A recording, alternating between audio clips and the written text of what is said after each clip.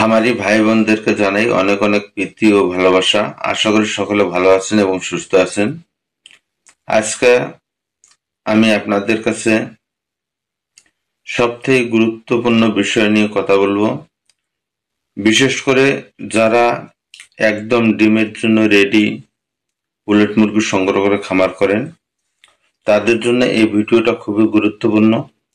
এই ভিডিওতে সবথেকে বেশি গুরুত্বপূর্ণ হচ্ছে ডিমের মুরগির শিক্ষণীয় কিছু বিষয়, যে বিষয়গুলো আজ পর্যন্ত কোনো খামারি বা কোনো ডাক্তার বা কোনো টেকনিশিয়ান আজ পর্যন্ত আপনাদেরকে বলেনি, সেই বিষয়গুলো আপনাদেরকে তুলে ধরব।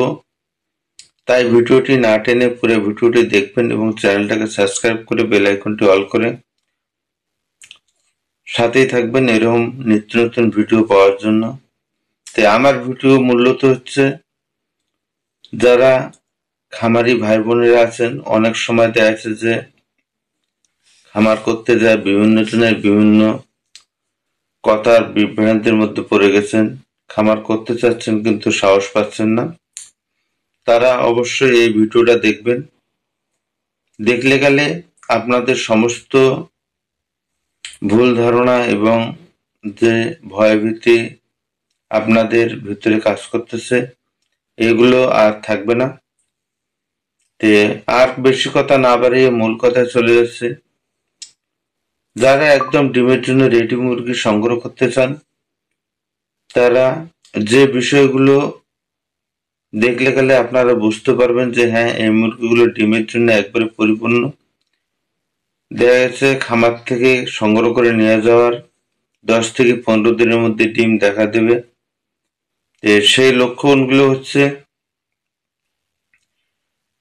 একদম ডিমের জন্য রেডি মুরগি যেটা, সেটা হচ্ছে 1 নম্বরে মুখমণ্ডল লাল এবং যে মোলগুলো আছে এগুলো লম্বা এবং লাল টকটক হয়ে যাবে এবং প্রত্যেকটি মুরগির ওজন 1700 থেকে 1800 1900 গ্রাম ওজন হবে। মুরগিগুলো চঞ্চল এবং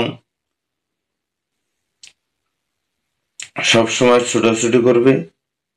এছাড়া আর কিছু লক্ষণ আছে যেটা আপনাদের খুবই গুরুত্বপূর্ণ।